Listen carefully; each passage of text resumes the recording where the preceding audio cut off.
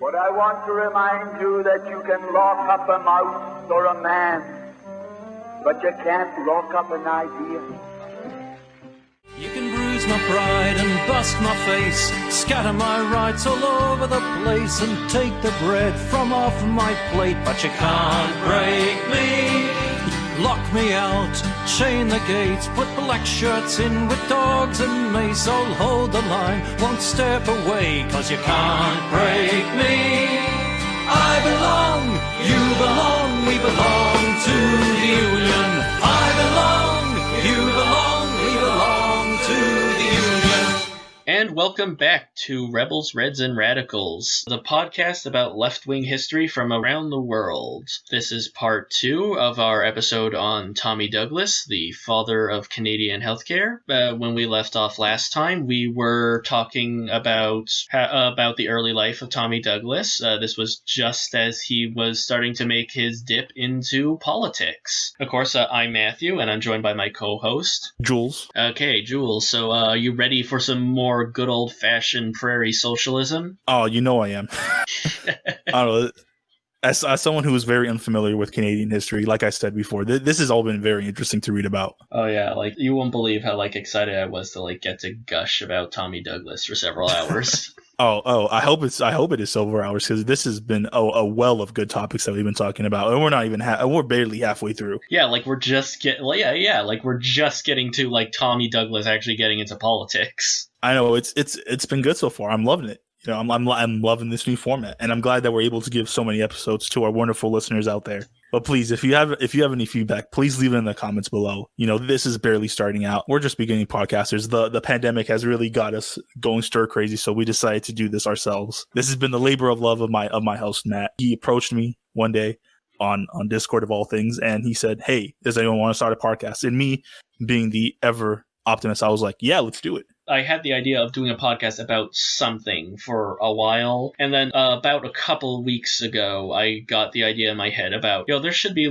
because I'm a huge fan of Robert Evans' Behind the Bastards, and I really love that podcast, but so far my favorite episode has actually been the one he did a few weeks ago about how there was almost basically a civil war in West Virginia with the coal miners versus the government, and it was so cool learning all that stuff about American labor history that I'm there should just be, because I follow a lot of lefty podcasts, but most of them are either focusing specifically on why things are shitty right now, or stuff like Robert Evans does, where it's focusing on shitty right-wing people from history and why they've caused things to be so fucked up. That I'm there should be a counterbalance, something that's showing leftists, we came from what sort of figures we can look to in our past for inspiration and for ideas on how to move forward, but also from a constructive sort of place, because I feel there's also a tendency in left-wing circles to idolize leftist figures and treating any sort of criticism of them as some sort of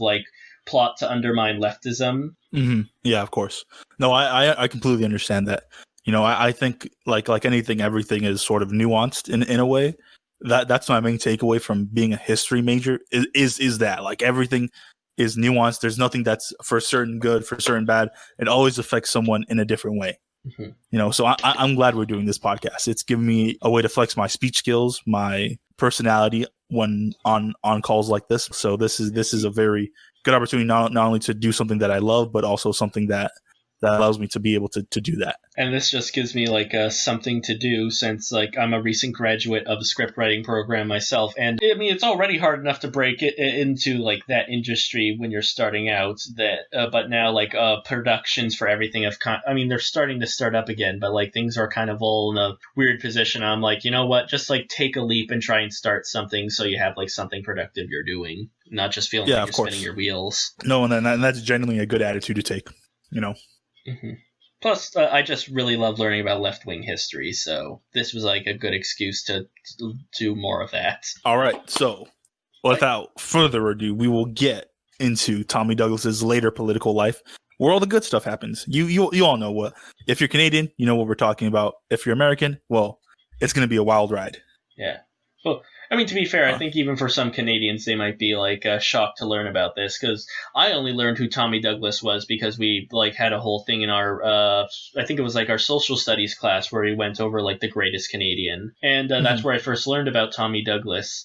Although that was embarrassing for me as like a Canadian leftist, because that was back when I was still like a liberal. And like one of the people who was like the greatest Canadian was Sir John A. MacDonald, our first prime minister. And like I was one of the people who's like, well, he has to be like the greatest Canadian. Canada wouldn't exist without him. And like one, that's not only just like a bad logic, but also like because basically the whole gimmick was they got like a bunch of different like notable people who worked at the CBC at the time to basically like stand for the various historical figures. And the person who was representing David Suzuki, who's like a very prominent like environmentalist in Canada, and he was also like someone who he was like a Japanese person in Canada in the 1940s, so like he was in the concentration camps that were set up when he was a very little kid. And the person representing him, I remember her saying, it's like, Sir John A. MacDonald was like very racist to Chinese and Japanese Canadians, and explicitly helped put into laws into place that kept those people from being able to immigrate to Canada for a long time. And it's that same sort of bigotry that led to like David Suzuki being thrown in a concentration camp when he was just a child because of racism towards Japanese people. And and then also like I found out later about how he starved the bison herds in Saskatchewan so that all the First Nations people of like the western provinces, what would become the western provinces, would starve, and they could bring in new settlers. And also a fun fact, he also put laws into place that basically banned union organizing for like a good part of Canada's earliest history. So like just like a really shitty person overall. Yeah, in fact, and it's really awkward how like Canadians try to like, I mean, like the big thing I don't like about like how people view Canada is like papering over like all the bad stuff in our history and like acting like we're perfect because we're not Americans. And I'll give credit to them. I mean, there's no better way to compare yourself than to America, because we have a whole list of dirty laundry that people don't like to talk about. Oh yeah, but I mean, like, to be fair, I think it's something that all countries do. Like in America, no. Whenever you try bringing up things that are wrong in America, people say, "What about Venezuela? What about like Saudi Arabia? What about all these other places that like have a lot of human rights violations going on?" It's like, well, do I live in those countries? No, I care about where we live right now, and if we can do something to affect change over there, then we'll do that. Just not in an intervention way, like we've done before. Yeah, and also, I just wanted to mention this because I've been to Kingston, Ontario. That was Canada's original national capital. Much of the tourism in that town is based around Sir John A. MacDonald, because the house where he spent his final years is there, and it's a historical landmark. It's a part of the history tour of the city. And there's one bit, and when I was on the bus and like the tour guide said this, I almost stood up and yelled, "Bullshit!" Was like a bit where they were trying to make like Sir John A. MacDonald sound way more woke than he actually was, and they pointed out like they took a quote out of context where he called like Indigenous people the original holders of the nation, and I'm like, that doesn't make him like, that doesn't ignore all the shitty things he did to First Nations people. That's just like when a person who stole a car said, yeah, that car wasn't mine. Of course. Why do I feel like that happens to a lot of historical figures? Yeah, although, like, I mean, not dunking on Kingston. Kingston's like a perfectly good town, but like definitely like a lot of like its historical stuff as a leftist have like kind of like a raised eyebrow to like, okay, if that's what the hill you want to die on, That's how you want to die. Yeah, like because that's also where like Kingston Penitentiary used to be. That was like our Alcatraz until it shut down a few years ago, and so that wait. It was only shut down a few years ago? Oh yeah, like it was shut down early in the last decade. I forget which year, but yeah, now it's like a part of the Canada Parks until now. You can tour around and see where like there was like a guy who like got over the walls of the prison by like sneaking in a ladder or something like that. Of course. And like across the street is like where the warden's house was, and that's like a museum of like prisons, and they actually have like a pair of boxer shorts that was signed by Joe Arpaio of all fucking people. which is kind of like saying, it's like, hey, look, I got my book autographed by Hitler. I'm putting this in a museum. Oh God. These Canadian politicians are certainly colorful, to say the least. But thank you for that tangent. That was very interesting to hear. But but I'm pretty sure the listeners are clamoring for us to talk about Tommy Douglas, and we will.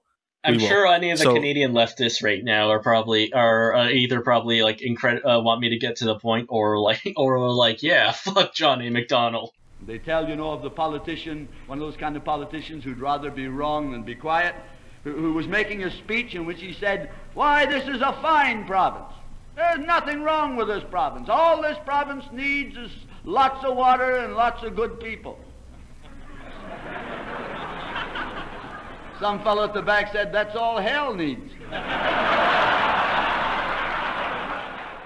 So now we're talking about how Tommy ran for office. So in 1932, Tommy Douglas had already joined the ILP and the United Farmers of Canada. The Saskatchewan section, an early farmers activism organization. I should point this out because the organization has like an awkward name. It's the United Farmers of Canada Saskatchewan section. This was because in this era, you had in different provinces, different farmer labor associations. This was basically like farmers teaming up to try and influence politics, to try and get more control over their farmland, landlords essentially that they were like farming on, to get better like reparations for like farmers that are being negatively affected by the depression, that sort of stuff. Mm-hmm.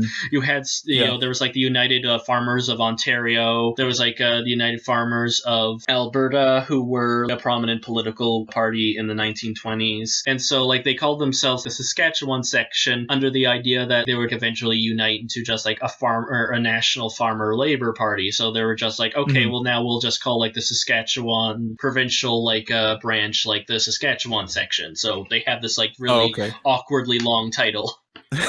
That's actually kind of funny. So that's where they would come together to form the Saskatchewan Farmer Labor Party, which Tommy would be the youngest member of on the party executive council at age 27. So this man has already done more in his life than I possibly could ever do by that age, which makes me feel kind of inadequate now that I think about it. Yeah, it's always like inadequate when you find someone who's like only a few years older than you has already done a whole bunch of shit. And it's like, oh, god damn. Dude, like the basketball player Luka Doncic is like 21 and he's already like making more money than I am. And he's like only a year older than me, so I feel kind of jealous. Damn. Yeah, no. Yeah, I'm a basketball fan if any of you are listening out there. But yeah, I feel kind of inadequate compared to myself. A month later, members of the SLP would meet with Wordsworth's Ginger Group in conference to create the Cooperative Commonwealth Federation, which, as you said before, is Tommy's party. I should point out, in Canadian and generally like British style parliamentary politics, a ginger group is essentially a group of MPs who are either independents or from different parties who come together under like a specific sort of like ideal. Wordsworth, his ginger group was essentially him and some other independent MPs who were like very loosely associated with each other, but very focused on like improving like labor rights in Canada. Yeah, I see. No, but yeah, so they ended up forming the party that Tommy Douglas would rise to stardom with, the CCF, right? But Cooperative ironically enough, Federation. Yeah, so ironically enough, Douglas had to skip out on their first meeting as he was actually still studying at the University of Manitoba at the time. So the party would hold its first official convention in 1933, the year after it had already been founded. Not long after, Wordsworth and a few other CCFers held a meeting in an ice rink, which tells you how Canadian this is, to convince Tommy to run under the CCF platform. And here we start Tommy's political journey to stardom. Right? Yeah, this is like following's like a quote from Doris French Shackleton again. Wordsworth, Joe Parkinson, and Elmore Philport went onto Weybourne and spoke to the audience about the goals of the farmer-labor unity. Parkinson recalls the meeting chiefly because it lacked both light and music. The quartet of speakers started from a lighted stage into total darkness. God, this is so low-tech. They also found themselves obliged to lead in the unaccompanied singing of the national anthem with a very indifferent success. Which, that just sounds so awkward. Like, I just had to include that quote. So. I'm just surprised that Tommy ended up running after all with all that. Yeah, he was definitely sympathetic to the organization, but yeah, that was definitely not like the best possible showing of your new party. Yeah, ultimately, Tommy did decide to run on the farmer labor ticket the following spring. The SLP would go into the 1934 provincial election as the unofficial branch of the CCF. In Weybourne, Tommy would find himself running against Dr. Hugh Eaglesham. Is it Eaglesham? Or Yeah, Eggleston. I think it's pronounced Eagleshan. These Canadians, some weird name, honestly.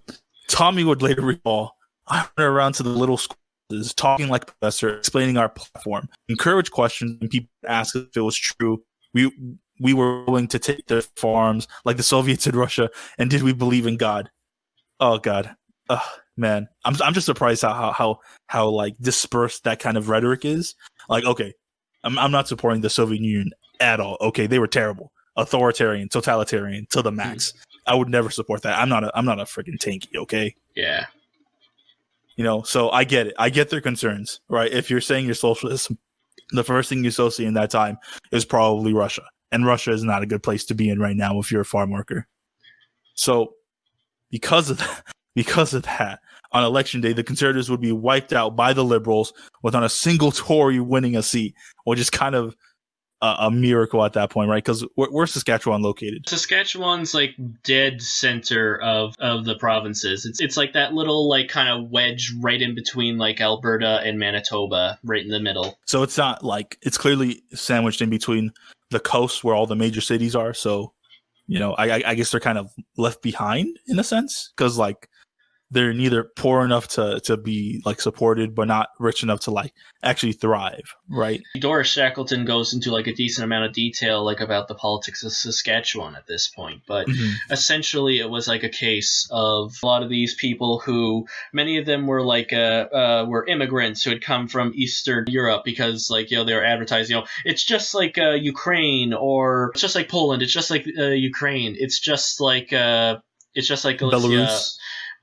Yeah, basically just saying it's like that, but like there's way more land and and the land's way cheaper and you'll have way more opportunities. And now like the descendants, or even some like of these people still like recent immigrants were struggling because not only were they dealing with like their landlords, but they were also dealing with like the many grain monopolies. Like there were people who like made money off of like speculating on like the price of grain, and you had like these people who owned the grain elevators, and essentially like you had the situation where you have people who own grain elevators who are charging exorbitant prices to farmers to have them use the grain elevators, and just like a lot of like the companies that they had to sell their grain to just kind of like exploiting them. At least like that's sort of the narrative. It's obviously something that's more complicated by the fact that this is all within the framework of like a settler colonial society, but that is something we'll get into like later on in the podcast. The party ended up winning like 5 seats in there during that election. But Tommy, unfortunately, wasn't one of them. Despite having a decent poll among radical workers and farmers, farmer labor didn't get the results that they had hoped for. When you get a turnout like that, that's kind of sad. Not that it's like 5 seats is nothing, but I mean it's still definitely something. The reason why they got so little seats was due in part to the fear over their use lease policy for farms, and in part from scaremongering from the Roman Catholic Church. Yeah, of course Yeah, if you know anything about like the history of leftism, especially in countries where the Catholic Church has like a lot of prominence, like Ireland or Spain or Germany, the Catholic Church fucking fucks around with all the leftist movements. Oh, you know it. Like, yeah, I mean, it's no surprise to me.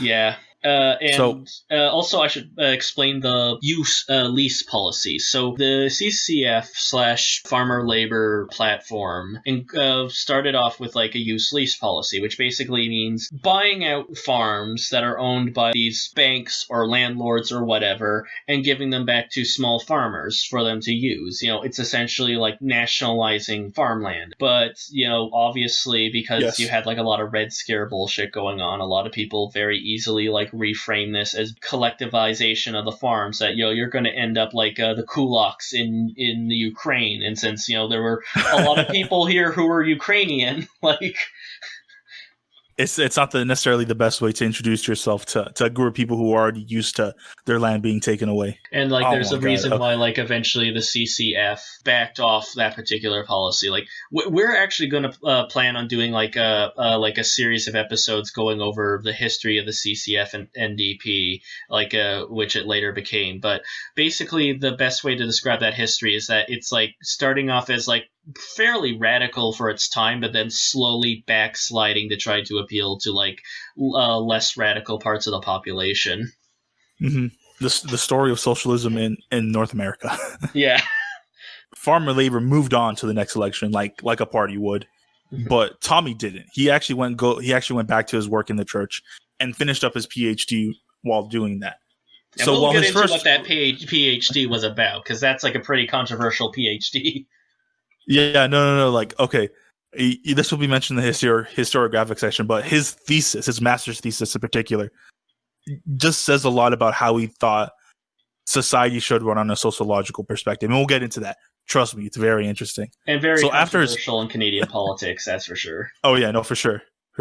So after this first run didn't work out for Tommy, he was uncertain about going back into politics, as one would be in this situation. You run for an office that people are confident you're going to win, and then you just don't. I mean, it's kind of hard to bounce back from that, and it's understandable.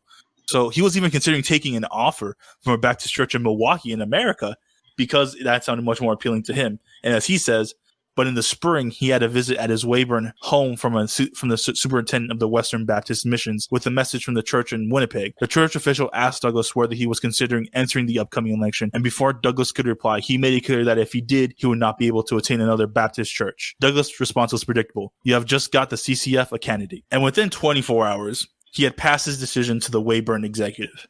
So this is him removing himself from not churchly duties, but just sort of removing himself from being in consideration for the Milwaukee job and going back into politics. So he went into this election with a more pessimistic outlook, as you would if you had just lost your previous election.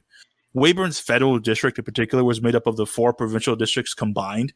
All 4 districts had been swept by the Liberals, with only Tommy having done well enough to get his deposit back. Which for those of you who don't know Canadian politics, that basically when you run as a candidate for election, you have to deposit a certain amount of money. And this is done so that you don't have a lot of independents who are weird fringe cranks trying to run for office. And so like Joe Exotic? Yeah, like you don't have any Joe Exotics trying to run for office, exactly. And basically the idea is you get your deposit back if you earn a certain percentage of the vote. So like even if you're like 3rd place, if you still have a decent amount of the people who voted, you still get the money back that you put into like applying to run. But if you're somebody who like gets dead last, only got like a small percentage of the vote, you do not get that money back. And that's what happened out of the 4 candidates who ran in that area in the provincial election. Like Tommy was the only one who got that money back. The other ones got creamed. I mean, good for him. I mean, like if you guys deposit back, that means he actually was pretty popular enough to get it. So after him going back in politics, things actually swung around in his favor for 2 main reasons, right? So the first was Tommy actually started using humor in his speeches like any good public speaker does, right? Instead of just lecturing about like statistics and the CCF platform, Tommy started using many of the folksy anecdotes that would become Douglas's trademark. So he would interrupt a long speech about inflation and economics to comment on hoarding. And this is a quote from him. Someone tells you there's going to be a shortage next week of blue pants with yellow buttons. And if you've never worn blue pants with yellow buttons in your life, you rush out and buy a supply of blue pants with yellow buttons. Which, if that doesn't reiterate things about Corona times, I don't know what does. Or basically any sort of limited supply and demand stuff like that's ever been done, like the Disney Vault, for example. Oh yeah, for sure. Okay, so if you're sort of a politician, you don't always want to be lecturing people about stuff, because if you're not charismatic enough to pull it off, then people are going to get tired of listening to it. I know this from experience because I was a debater once, and if you don't inject some kind of humor into stuff, then people won't listen to you. People generally turn off their hearing if they're not interested in what they're talking about, and one way to do it is through humor, so I'm glad he recognized that. Yeah, like an important part of politics is having like a certain level of like charm and rapport with like the people, because you can have like the best platform ever, but if you're like somebody who's not very good at like public speaking, if you're somebody who can't handle a debate very well, and you don't really like come across as very likable, that's gonna really like hurt like people's view of you. And I always point to the example of like Nixon and Kennedy, where like because Kennedy looked like a way more youthful and more like well put together on TV, he like was considered the winner of that debate. Yeah, of course. Despite Nixon having probably better platforms, I don't know if you necessarily call them better because it was Nixon after all. Well, yeah, but I mean, like people who listened to the radio version of that debate thought that Nixon was the winner. Because from what I heard, the TV one made Nixon look the worst he could have possibly. He looked sickly. He looked kind of grayish. He looked sweaty also from what I've seen. I would also like to express my fondness for that particular type of beer. He's never drunk a duff in his life. I mean, it's just he's just a character. As we were saying, it is important to have that kind of charisma in your speeches, because if you don't, people won't listen to you, and that's an unfortunate fact of political life. If you don't have charisma, then you're not really going to get that far into politics. Yeah. Now, of course, charisma comes in very different forms, right? There's humorous. There's just being a very affable personality. I think that's sort of what helps Bernie to an extent, because I wouldn't consider him as charming as Douglas. I think he's a bit more awkward than Douglas, but I think he has his own charm in the sense that he's very honest, he's blunt, he isn't someone who's concerned with trying to use weasel words so that he can make a statement, like the Pete Buttigieg sort of thing, where you word what you're saying incredibly carefully so that people can't call you out for not holding to your promise, because there's very many ways to interpret your promise. He's just straight to the point. He doesn't try to BS it. He doesn't try to overly specify. He's straight to the point. He's honest, and he doesn't fuck around too much. He's just straight to the point. That's what I think appeals to a lot of people. Yeah, he's very blunt. He tells you like it is, in a sense, right? A lot more than I think Trump does, but that's the each person's preference. I know why Trump appeals to certain people, because the certain people that Trump appeals to are people who are very cruel to a certain level. There are certain people they don't like, and they like the fact that Trump is very cruel and callous towards them. But I feel when people are Trump, because I remember people saying that Trump won because he knew how to talk to the working class, and I'm like, that is not it. Tommy Douglas was someone who knew how to talk to the working class because he was a part of the working class, and he knew how to frame certain topics in a way that working class Canadians could understand. Trump just knows how to appeal to the worst instincts of a specific demographic of Americans, many of whom are not actually working class but are petty bourgeois and stuff. No, I mean, it's just just being personable. Honestly, it just makes you a more appealing candidate. And I know that's kind of hard to do. It is very discouraging if you do get into politics if you don't have that sort of personality. But really, honesty is also a very good personality trait in that sense. But overall, I think Tommy Douglas is probably most known because of that humor, right? Oh yeah, it's a defining aspect of how he's remembered. Now, the other reason why Douglas was able to turn around the election in his favor was that the Liberals kept shooting themselves in the foot. Oh yeah, which is probably not that different from today. I love reading about Tommy Douglas's story was just how boss hog levels of corrupt the Liberal Party were. Although I should say this hasn't exactly changed too much, because at the time of this recording, Justin Trudeau's finance minister, Bill Morneau, Morneau, that's how you pronounce it, had to step down because Trudeau blamed him for a scandal in which basically Trudeau and his family were given speaking engagements for this nonprofit called We, and basically because of that, Trudeau gave them special contracts without having to compete with anyone else with the government. So okay, you just get the contract. You don't have to compete against anyone else. You just get it, no questions asked. And this is actually Trudeau's third corruption scandal. The Liberal Party of Canada is hilariously corrupt, is my point here. I see. Like Matt was saying before, it's not really changed all that much, right? So the incumbent was E.R. Young during that time, who was rumored to be considered for a cabinet position if the Liberals won in that part. Right. Clarence Fines, a fellow CCFer, found a quote from Young in Parliament demanding that the Canadians settle for lower standard of living, which of course is not good by any standard. Especially during a depression. Especially during a depression. So Tommy jumped on this and mentioned it in as many speeches and flyers as possible, to the point where everyone in the riding had heard about it. Young had tried to avoid all attempts to debate Tommy as much as possible because of this. He even had the local president of the Liberal Party campaign break into a print shop being used for Tommy's campaign to steal some flyers. This is Watergate levels of let's make sure that no one gets elected after me. So you can really tell. right? Like the So book the CCF explicitly compares it to Watergate. The book was released originally in 1974 or 75, so it was like literally on the heels of Watergate. When Young finally agreed to a debate, his limp red painting was easily crushed by Tommy's conviction and showmanship, which is colorful language on my host's part, but it's probably very true. Tommy would win. This is another thing I wanted to mention, but when Young was in Parliament, he did like what's known as like a Minority Report, and he defended Simpsons, which is like a department store brand here in Canada, and like a few other big companies for price fixing, which, you know, they totally were doing, but Simpsons and these other guys had given money to the Liberal Party, including to this guy's campaign. And what had happened was that the guy who was the owner of Simpsons actually came down and like in like a fancy rail car and like actually like talked to this guy in secret. And one of the things that had come out was the guy had mentioned like a day before, because there were some striking workers in a local town, and he was saying, oh, you know who's doing a good job, like just cramping down these trade unionists? That Hitler guy. And so, like, basically, yeah, it wasn't too hard to point out to this guy. It's like, you know, he was literally one of the people helping to finance his campaign was a fan of Hitler. Of course.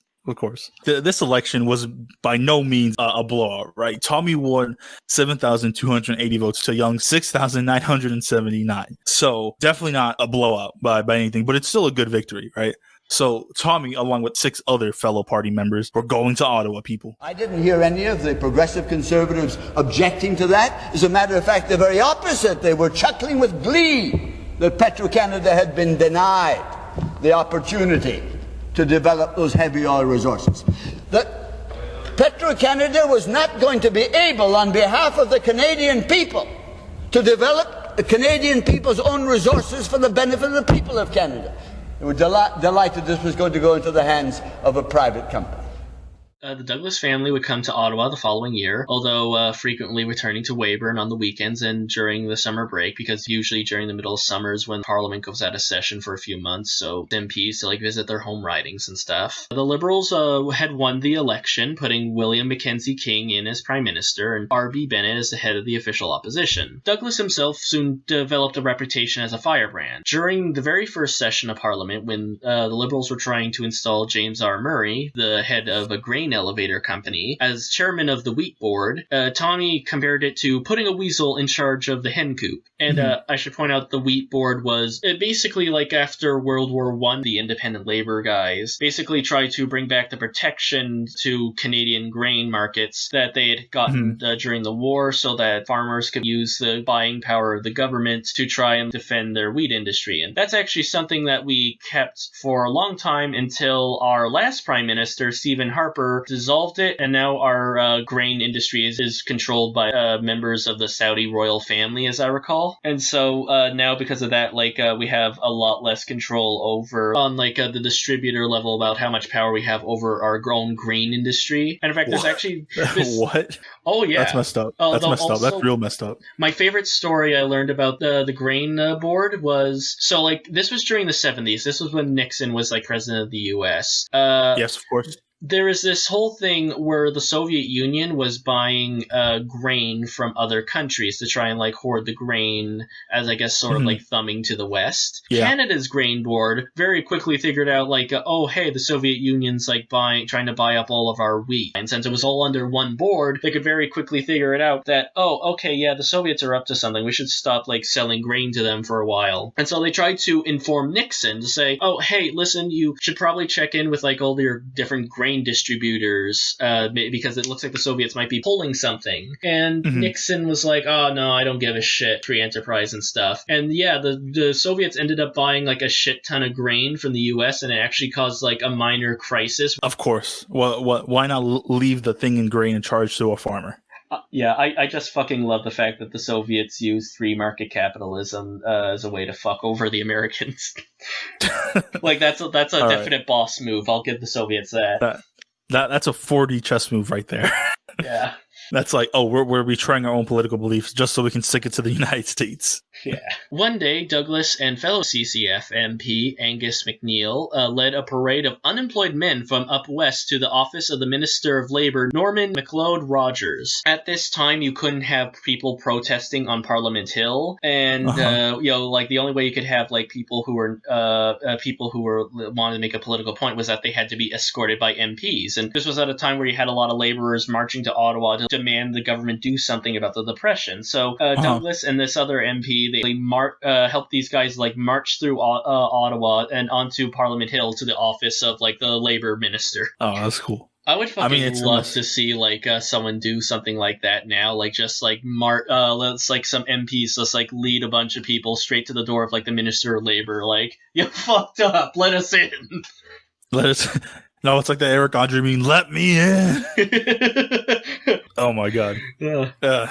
Protesting was crazy back then. Yeah. As the Second World War loomed, Tommy would become one of the more vocal members of his party in favor of joining the war against fascism. We'll get into this when we talk about the CCF as a whole, but at this time the CCF was kind of split over World War II because, you had people who were gung-ho about like joining in a war against fascism. You had people like Tommy who were like, yeah, we need to fight against fascism, but we should also balance that out with making sure people aren't profiting off this war, making munitions and stuff. And then you had other people who were more straight up pacifists who were like, no war, like, this is just being used as an excuse to like, sell weapons just like the last World War was. And that ended this time, this World War was kind of justified. Yeah, like that's the thing. Like you can make the point that World War II was definitely something that's being a big thing of profit for like a lot of like companies. Like Tommy Douglas, one thing that they pointed out was that the government was more than happy to like limit the amount of income that the amount of profits the grain board could get, but at the same time, like they would not put a cap on people making munitions because the munitions guys influenced Liberal Party pretty hard, so they could like make bank off of making guns. But at the same time, like it's World War II and you're kind of fighting against Hitler and Mussolini, so it's like it's very much you're doing a war for like the right reason, but at the same time it's shitty that like it still fed into the military industrial complex. Yeah, of course. No. Yeah, I understand. It's definitely a very debatable topic, but I think overall, like if the United States or like the rest of the West, like the North American area, hadn't gotten involved, I think we actually probably wouldn't be under Nazi Germany. They probably would have collapsed like the year after because of how little economic opportunities they had. But it still wouldn't have not been a good time. Especially for anyone who is a minority.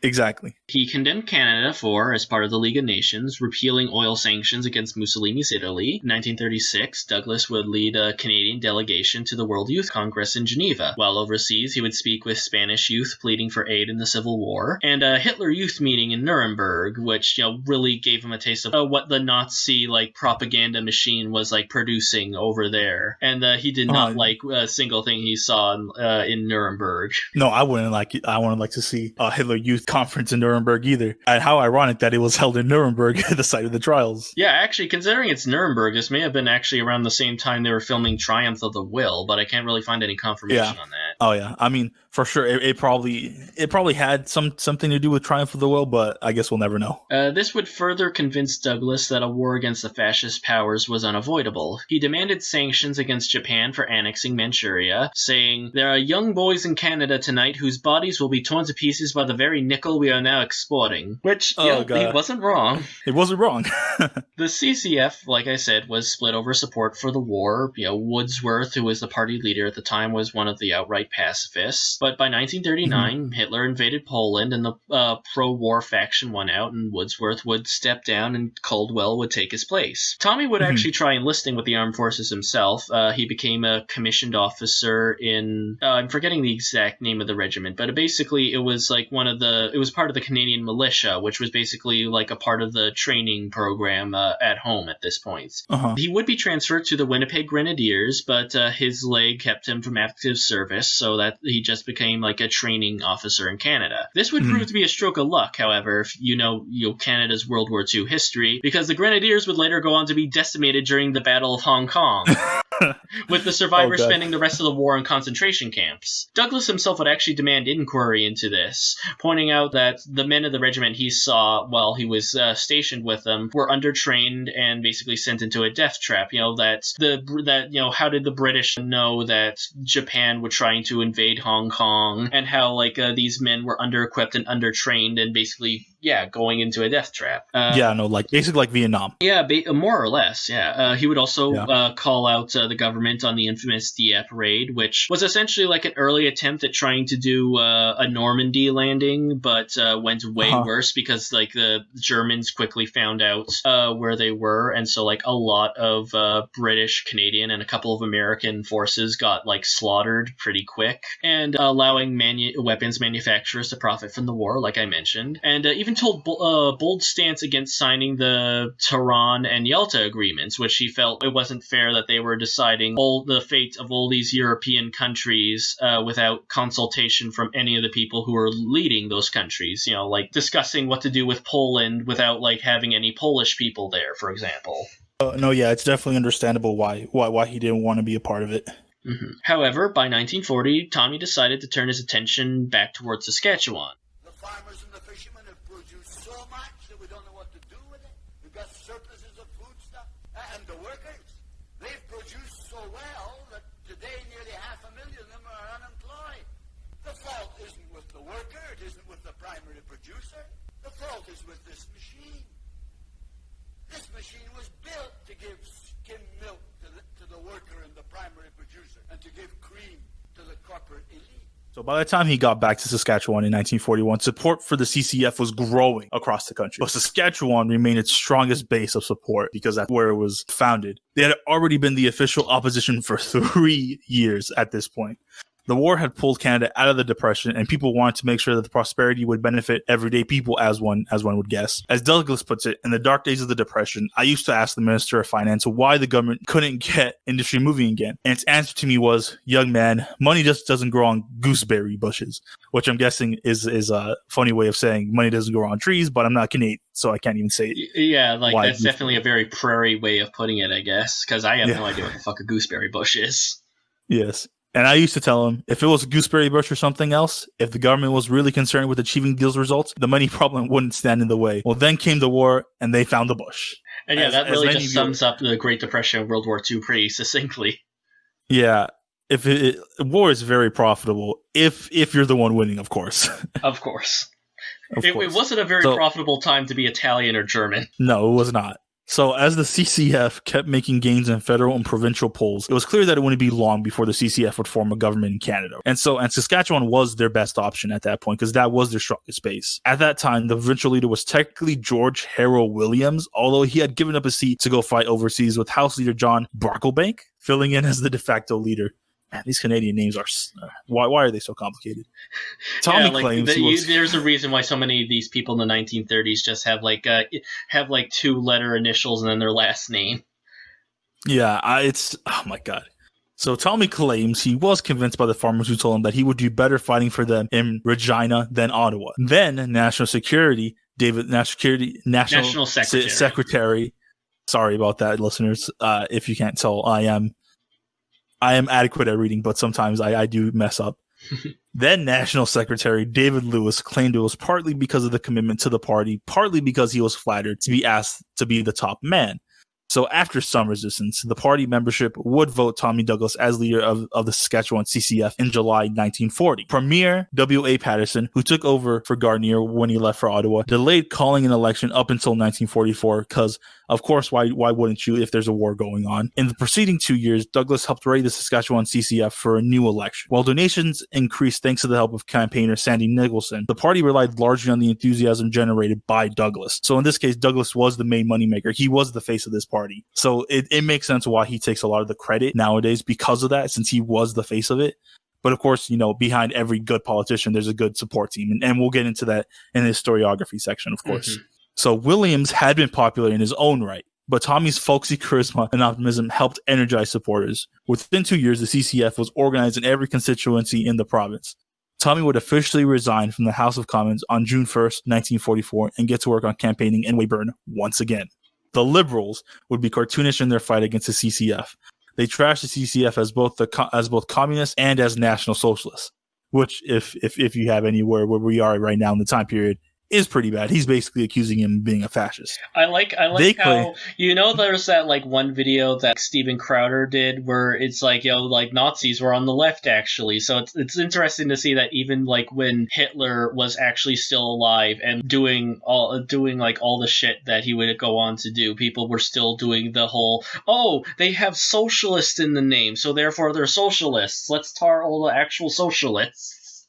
No, yeah, I mean, it's an argument as old as time at this point.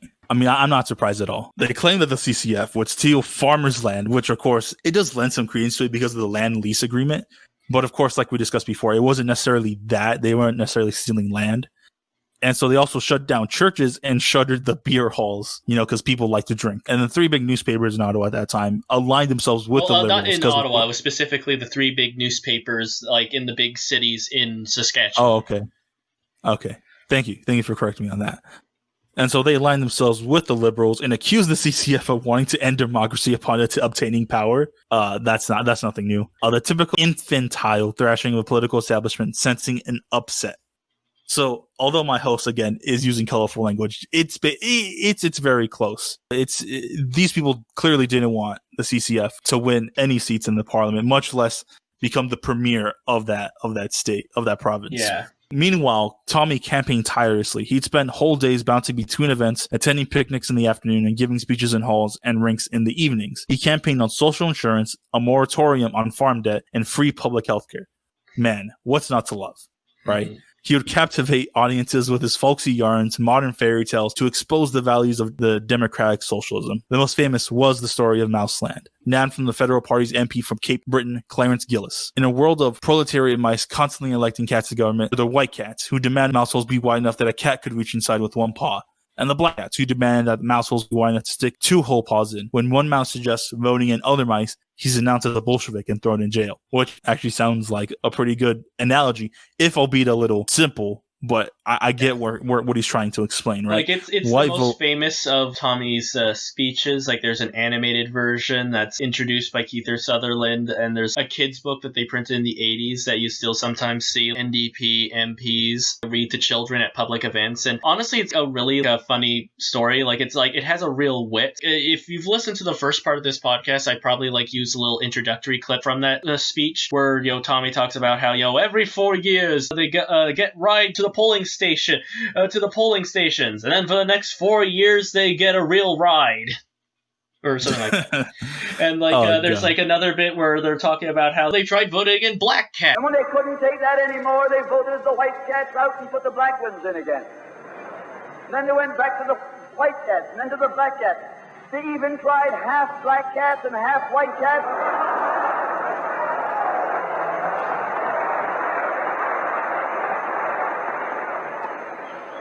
And they called that coalition. That was called coalition. So yeah, overall, it's a very good way to explain his concept, right? It's simple, it's to the point, it doesn't have any unnecessary details. He explains it succinctly and perfectly. So I get why people were so enamored with him, right? Oh yeah. So the votes were cast on June the 15th, 1944. So not long after the Normandy landings, actually. Exactly. So the CCF ended up winning 47 seats, which comparison to the 5 seats they had won almost 10 years prior, that's pretty good. I'd say that's moving up in the world right there. Mm-hmm. And the Liberals were knocked down to 5. So it is a role reversal in this case. Very strong reversal. And this would be North America's very first democratic socialist government. Do you have a citation on that? I actually don't know if it is. I know that's what a lot of people claim. That's what a lot of stories about Douglas claim. And it could be wrong. There could be maybe an obscure government somewhere in Central America, or maybe some other state leader I'm not familiar with. But that's at least the claim that people make, and it sounds plausible. Yeah, because you're inserting a lot of this from the biography written by Shackleton, right? Mm-hmm. Although, Okay, I've so seen a that lot of sources make that democratic socialist claim, which, I mean, it's not, like, unfair. You had MPs and senators and government representatives in both Canada and America previously who were open socialists, but, you know, it's not like you ever had, like, the Socialist Party of America winning state government in America, for example, before this point. So yeah, of course. So it's at least significant if, like, we can't exactly, like, get exact confirmation of it if it's the very first. So the white cats were finally out of office, and in came the mice. The government proposes to introduce a province-wide prepaid medical care program that will supply medical services to every citizen in the province. Yeah, this would be the start of a new era in Saskatchewan politics. The CCF would have multiple majority victories until 1960. During the first term alone, the Saskatchewan CCF would convert failing factories into crown corporations, created publicly owned auto insurance. They helped electrify the entire province by building a publicly owned power company, Sask Power. They made union organizing among public sector workers legal, and they passed the Saskatchewan Bill of Human Rights, months before the UN's own Universal Declaration of Human Rights, and would actually be the template for Canada's own Bill of Human Rights. And there's like a whole bunch of stuff that the CCF government did while in power. They brought in all kinds of profits by bringing like the potash mining, which is basically like minerals used for fertilizer, under government control. Yeah. They created all these different crown corporations. I'm still like very amused by the fact that one of the things that's like a noted failure was the government bought out a failing box factory that just closed down a few years later, but that's mainly just because it just makes me think of the box factory episode of The Simpsons. Come on, folks, we're going to go buy a box factory. Yeah. But yeah, there's obviously like a lot that the CCF implemented while in power, but obviously we're going to focus on what is obviously the thing that the Douglas legacy is most famous for, implementing healthcare. In 1944, Thomas would appoint himself as the Minister of Health. This ruffled feathers among the medical establishment of the province, since Tommy wasn't a doctor by trade. However, Tommy was able to calm their concerns. No doctors had run under the CCF banner, and Tommy's personal experiences with the healthcare system as a child made it a pet issue for him. And one thing that this biography notes is that Tommy had a real charmer. Like, he could make hostile audiences see his point. When there was an early protest where a bunch of truckers, they were upset at the fact that he was raising the cost for trucking licenses and truckers insurance and stuff like that to try and bring in more profits from Saskatchewan trucking associations or something like that. So when they all came down, he came out to march and he was smiling, even though all these people are openly hostile. Like, one of the reporters who was following this was seriously worried that they would try and kill Tommy. But the thing was, he basically spoke on about the importance of what the CCF was trying to do, and even made a couple of jokes until eventually all of the truckers were yeah, you know what, okay, we're fine now, and they were on their way home, and the reporter actually was asking one of them in his truck about what they were going to do. It's hey, wait, he didn't even mention the prices being raised.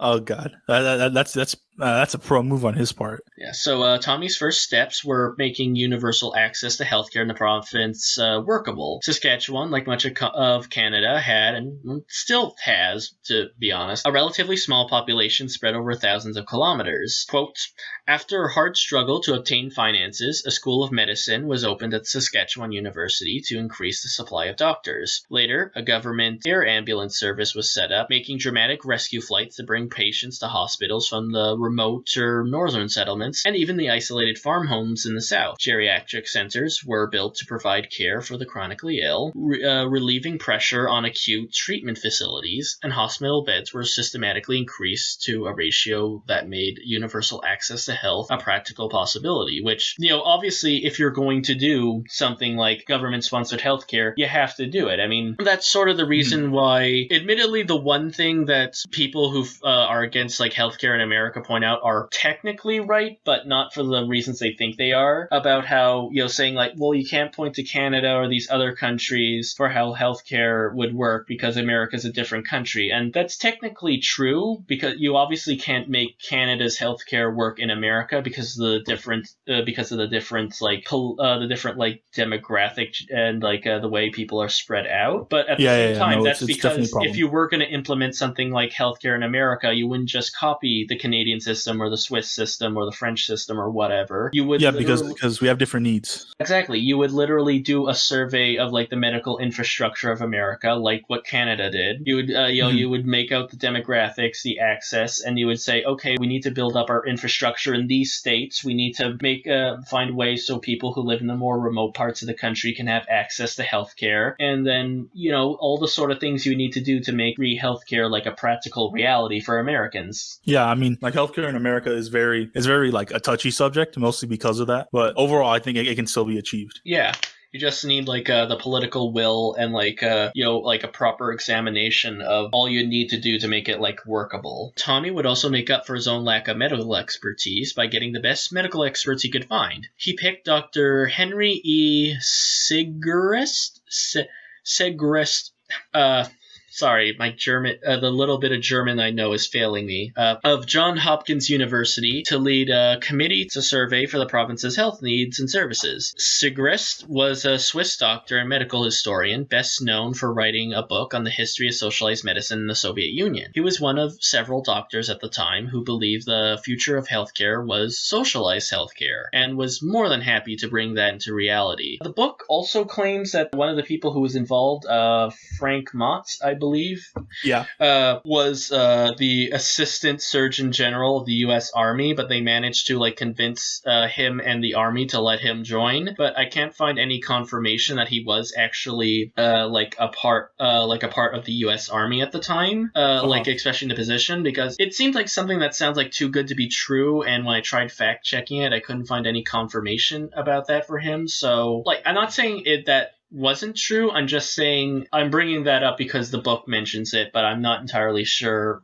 how true that is, because that sounds like something that America wouldn't necessarily be allowing, just to let one of their higher up members of the Army just run off. Yeah, no, I get it. But anyway, the first true dip into single payer healthcare would begin in the town of Swift Current. Residents from the local area would pay a land tax and a $48 family payment, which would be used to pay a team of 40 doctors to give healthcare to the locals. They would also keep records to see how access to free healthcare affected the health of the surrounding community. There was a belief that with free healthcare, people would take advantage and abuse the system. Records disprove this, with the average hospital stay being less than in BC or Alberta, which introduced deterrent fees. This was likely because all the deterrent fees did was force people to go to the doctor in a worst case scenario, thus requiring more recovery time. Eventually, Tommy would be able to keep one of his campaign promises, establishing a universal hospital insurance program for January 1st, 1947. Tommy would get some angry letters at first. This was mostly over the price. The insurance program was paid for in part with a premium fee, $5 for single people and $10 for families. However, these complaints quickly dried up as people got to the hospital without needing to pay a doctor's bill. As the years rolled by, the CCF kept getting re-elected. The Saskatchewan government kept increasing their healthcare options, covering cancer and medical healthcare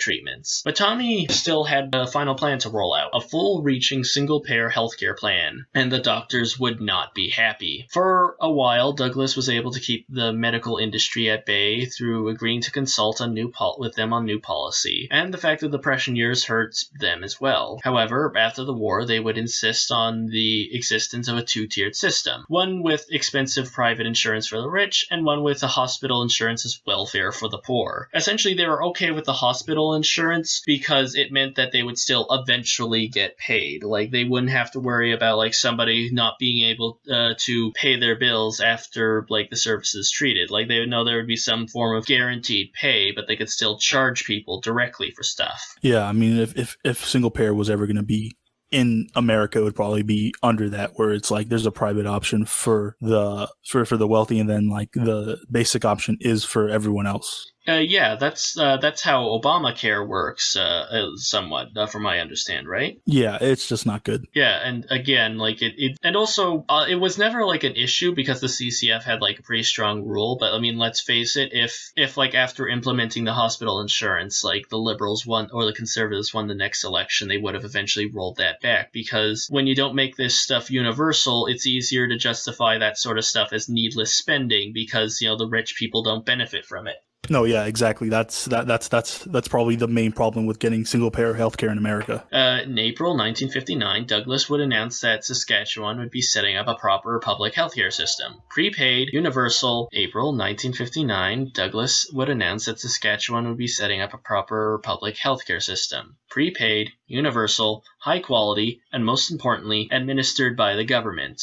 The College of Doctors and Surgeons, which handed out professional licenses to medical workers, was furious. The CCF would go into negotiations with the college in the following winter. The college demanded broader terms, which, basically just making it easier for them to allow private health care, basically. A new survey of the medical services that would go on, and they could pick the members of the committee, so basically just like keep pushing the issue back as far as they can. Mm-hmm. In other words, they basically wanted Medicare to die so they could keep charging money to people. Meanwhile, the college started working behind the backs of the government. They set up a 3-man committee that kept the membership updated about negotiations with the government. Doctors were told to contribute money to fund the committee's efforts and to not make public statements without consulting the committee. The committee sent out kits with prepared statements, claiming that Medicare would throw menopausal women into psychiatric wards, that Catholic hospitals would be forced to give abortions, and doctors would be slaves to the government. So yeah, it's nice to see that old gem is like if that's not alarmist rhetoric, I don't know what is. I mean, that's basically like what I think it's like Rand Paul. That's his name. That's what he said. That like Medicare would conscript doctors or whatever. I mean, they're already script doctors. What's the difference? Well, no, like conscript. That you'll be slaves to the government, which.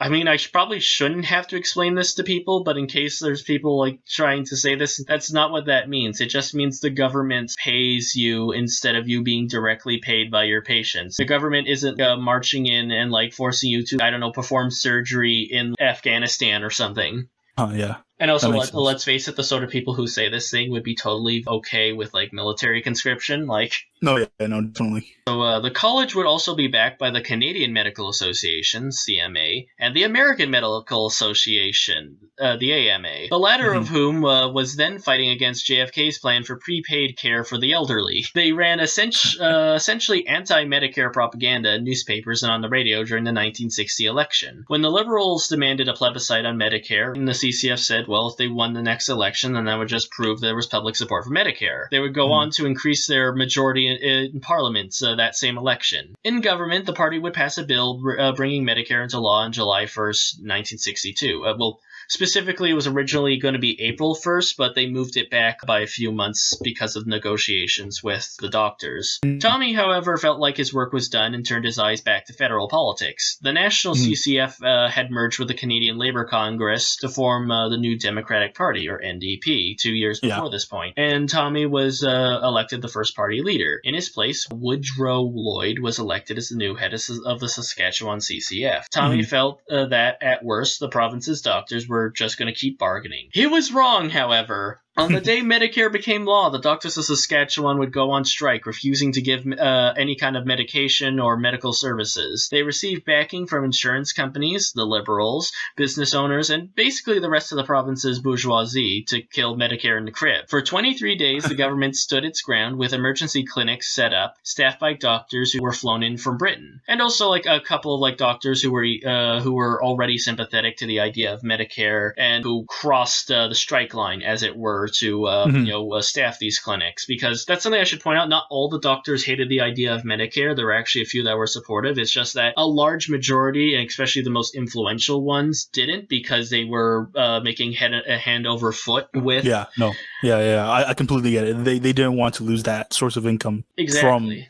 from their medical practice. Yeah, and also it was like a bit of a tax evasion kind of thing. Like Tommy Douglas, when he was asked about this, he pointed out that part of it required, before since it was like privately earned income, they would have to report it on their taxes themselves. But since this is like government stuff, that means the government has all the receipts. And they noticed that, once Medicare was implemented, there was $3,000 more per doctor, or basically it was several thousand more dollars in tax money coming from doctors. And Tommy Douglas speculated that wasn't because they were earning like several $1,000s more in profit, but because that was stuff that was actually getting paid to the government in taxes. Of course. Also, when you have like an institution like College of Doctors that is basically like controlling who gets to be a licensed doctor, it would also make sense they would kind of like prefer giving to doctors who are already kind of bought into the system, basically. Yeah, of course. It's why that like thing Jordan Peterson says about how you should only be an activist after you've like had like a successful business and all this bullshit is fucking dumb, because the only people who can be extremely successful in that situation are people who've bought into the system and aren't going to advocate for changing it. Mm-hmm. Yeah, exactly. It's like the argument doesn't make sense from a logical point of view. Like, if you're already bought into the system, then why are you going to make efforts to change it? Mm-hmm. But it was something that split the province pretty hard. Like, one, there were people who were finally just like, who were buying into the propaganda against Medicare that was being implemented. But also part of it was just like simple fear. Like, there was a quote from one person who was saying that for all we know, the doctors could be dead wrong, but the doctors are threatening to leave the province if this is implemented. So, we better support them just to be on the safe side. It's like that whole argument of if you try to go after like tax loopholes and stuff like that, then like all the businesses will like go to another country sort of argument. The division over Medicare even cost Tommy his run for the federal seat in Regina. He would later win a by-election in BC. But Medicare would outlive the strike, and the Saskatchewan model would be expanded to the entire country by 1967. Oh, that's good. It persisted even though there was a bunch of people trying to go against it. I think overall it's a pretty good system. Yeah, for Canadian healthcare. I mean, it does have its problems from what I've heard. Yeah. Like, it's mainly because not enough stuff gets covered, and also because it has suffered from austerity every time, because basically every conservative that tries to run for a provincial government will always say, oh, we just want to tighten the budget. We want to, like, get rid of these inefficiencies that are in the system. And, they always frame it like, oh, we're paying too many of these damn bureaucrats, when, really it just ends up with them, like, shutting down hospitals and, like, firing workers because they've cut funding to the healthcare service, like Doug Ford did. And they always claim, oh, no one's going to get fired over this, but eventually people lose their jobs over this. And that's part of the reason why Canadian healthcare actually does have like issues with wait times, because we have this whole situation where schools are understaffed and stuff like this. And, part of it is also just because there is a shortage of doctors, like conservatives and stuff will claim because our healthcare system means all the doctors run to America. And like, that's not true. It's just because of the fact that, it takes many years of study to become a doctor, and we don't have free post-secondary education, so that means you're basically going into severe debt to become a doctor. And so it makes sense that that a lot of people would not pursue that career, or at least if they were pursuing that career, they would end up going into like the most profitable versions. Like, this is the same thing with lawyers. You have people who they want to be like lawyers taking on like social justice cases or environmental lawyer stuff, but because they go into so much debt becoming a lawyer, they end up like having to spend the first couple of years like working for Goldman Sachs or something like that. And they hate it, but they have to do it because they need to pay off their school debts. Yeah, they basically sell their soul before they can regain it by doing other stuff. Exactly. Which is unfortunate because of how much debt people get into going to college. I'm in college right now, and I can tell you I'm lucky to be getting financial aid because of the fact that I am of a minority group, and I am from a low income household. But if I wasn't, I'd probably be very, very screwed. Oh yeah. on the budget, I would have to take out thousands and thousands of dollars of loans just to be able to attend. Yeah, like it's like a tiny bit better in Canada, but it's like it still has. Yeah, we still very much have the issue of like student debt. If my friends will look at the regulations, they'll find that if the police in their judgment decide that some person is a member of a subversive organization, not just the FLQ, anyone that decides that the police decide is a subversive organizations, or who contributes to such a party, or who communicates any of the ideas or doctrines of such a party,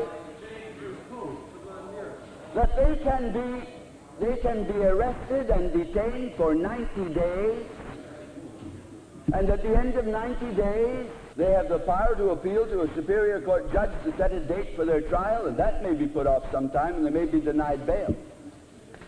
So that a person in Canada can be held for 90 days or more without any opportunity to prove their innocence, any opportunity to prove that they didn't belong to a subversive organization, or to prove that the organization to which they belonged was not subversive, in spite of what may be in the minds of those who arrested them. These are very serious powers.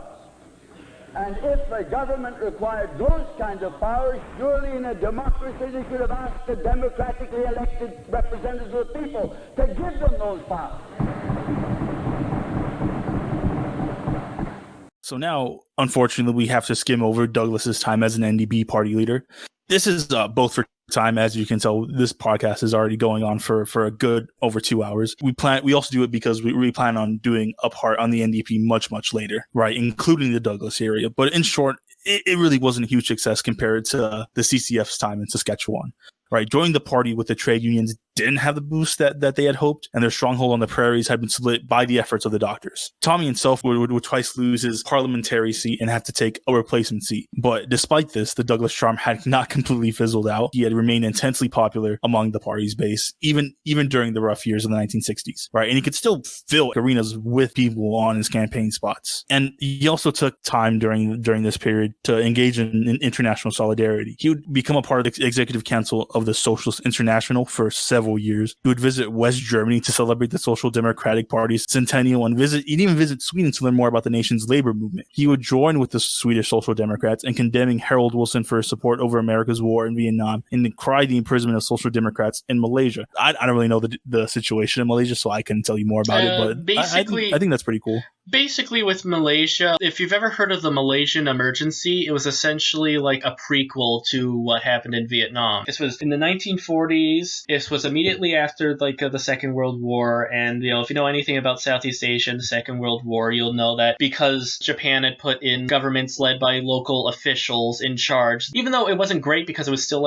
being under Japanese control, it gave places like Indonesia and Malaysia a taste of actually being governed by people from our own country and not just our colonizers. Mm-hmm. And so because of that, there was a huge fight for independence from their colonial masters increased. And in Malaysia, this led to basically what was a lot like what happened in Vietnam. You had a lot of left-wing partisans who were fighting against the government, and it led to this whole situation where the British Army was called in, but because they were fighting against insurgents in dense jungle, it ended up being a really messy war that they wasted thousands of dollars on. And this was actually the war that Agent Orange was originally developed for, actually. Oh, that's deadly. That's deadly. Yeah. I mean, technically, you would see a lot of what would happen to the Americans in Vietnam, during Vietnamese kicking the French out of Vietnam. But the Malaysian emergency, as it was known, is also a very good prelude to what happened to America in Vietnam. So after all this, back in Canada, Douglas would fight in the House of Commons against nuclear proliferation, Canada's tax support of the Vietnam War, and American domination of the Canadian economy. Yeah, that's a tacit support. So we weren't involved in Vietnam, but we still would, sell weapons to the United States and stuff. Yeah, that makes sense. But of course, America still kind of dominates the Canadian economy even today. Because let's be honest here, all the countries around America rely on each other for economic stability. I mean, Mexico before they started having problems with their farming land and stuff, they were the main supplier of corn to the United States for a very long time. Wow. And then that fizzled out. So now America supports a lot of the corn industry in Mexico by exporting corn to them. I know because my dad lived in an area in Mexico that was famous for their corn growing, but then that part dried up and the fields were ruined, so they decided to industrialize instead. Yeah, that's very much like true for like Canada as well. Very much like a lot of our economy is based on like direct trade with the U.S. Although there's definitely talk to try and move away from it now, what with Trump showing that he doesn't give a shit about any of America's trading partners. And I know there's at least a couple of people like pushing for maybe trying to get Canada to join the European Union. It doesn't seem to have any like traction on like the federal level, but it seems to have a higher level of support than it did before Trump. Oh yeah, and for the Mexico corn thing, I don't know if it's necessarily true. That's what my dad told me, but I mean, it was a pretty big corn thing over there in Mexico for a long time. It sounds accurate enough, at least. America is like the biggest supplier of food to like the entire world because of how much arable land they have. Yeah, exactly. I mean, the entirety of the middle portion of the United States is just basically farmland. So by 1969, Douglas's oldest daughter, Shirley, was arrested in LA of all places. Shirley had been in America as an actress for several years. She had been a member of the Friends of the Black Panthers and helped fund the city's breakfast programs. Good for her. Shirley and her kids had been staying the night at the apartment of Donald Freed, who was also a friend of the Panthers. The LAPD, being the LAPD of course, raided the apartment and found some grenades that had been planted by an undercover officer. Tommy flew down to LA and hired a lawyer for Shirley and Donald. Both would be acquitted after the frame-up came to light. When asked about this, Tommy said, "I'm proud of the fact that my daughter believes, as I do, that hungry children should be fed whether they are Black Panthers or white Republicans." Yeah, and it was like it was both like a political controversy in both America and Canada at the time. Like obviously in Canada because like a major MP's daughter was like arrested, but also because like Shirley Douglas, like she was already a famous actress in her own right at this point. She was married to one of the cast members from MASH at this point. And I think this was back when Kiefer Sutherland was still like pretty young, but he was actually at the apartment when he got raided, and apparently like the police actually like held up a gun to him. But I need to like double check that. Oh wait, so Shirley was his mother? Yes, Shirley is his mom. That's what I was going to ask that next. Like, what was Shirley Kiefer Sutherland's mother? Yeah. Okay, that's cool. Later on in 1970 would come Tommy's boldest action by far with the October Crisis, right? In short, the FLQ, a Quebec separatist terrorist group, kidnapped the provincial deputy premier Pierre Laporte and British diplomat James Cross. They demanded that Quebec's independence in return for their hostages. Prime Minister Pierre Trudeau invoked the War Measures Act, a holdover from the First World War that increased the Canadian government's police powers. Douglas and the rest of the NDP caucus would oppose this. Canada wasn't at war, and this would just be a clampdown on civil liberties. The rest of the House would vote in favor, and the NDP's approval ratings would plummet. Meanwhile, the Liberal government would use the FLQ's Marxist leanings as an excuse to imprison trade unionists in Quebec. To quote Tommy, it was using a sledgehammer to crack a peanut. This FLQ sounds a lot like the Shining Path from Peru, honestly. I'd compare them a bit more to like the IRA in a sense. They have kind of like where they're a separatist group with left-wing leanings. Although, I mean, I don't want to like defend the IRA because the IRA did some like fucked up stuff, but like they at least had a tiny bit more of a. I mean, I don't know. I'm not like. I'm not sure where I sit on the idea of Quebec separatism for like for like a number of reasons, but the thing is, a lot of like Quebec separatism is kind of based under the idea that French Canadians are a colonized people, and like I'm not saying French Canadians have not had a rough ride in Canadian history. A lot of them were displaced by the British moving in their own settlers after French and Indian War, as it's known, and for a long time, like if you were a French Canadian, you would have like a very rough time of it, relatively speaking. You would be administered by like people who did not speak French and who like looked down upon you as like a cultural minority. Up until the 1960s, you couldn't even get government documents in French. And my grandmother, she lived in Montreal at this time, and she was a part of a campaign to make documents available in French to French Canadians, and she actually got death threats over it from like English people who were worried about French getting too uppity. And like even now, I would say there is such a thing as a bias against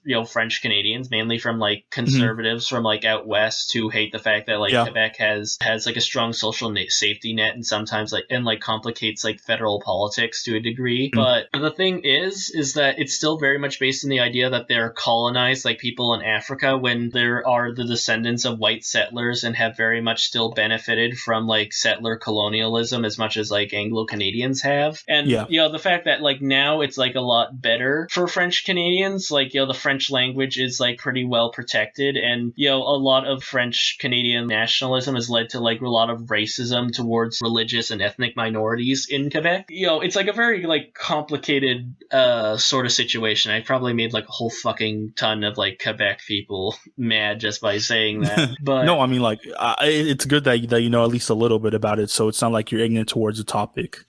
Mm-hmm. My mom, like, she was alive when this happened, and like I've talked to her about it, and like it's very much like a Patriot Act sort of situation where she says, well, you had terrorists, so you had to do something about them. But I'm like, about like literal terrorists who were like kidnapping people and killing them. But at the same time, it's like this was also when like you started having like a lot of liberal allies in like Montreal and other city level governments being replaced by people who were more sympathetic to like Quebec separatism, and Trudeau was not a separatist at all. So you could tell this was kind of like also meant to be a crackdown on further left and like of Quebec separatist groups. A big political flex as much as it was a response to that specific situation.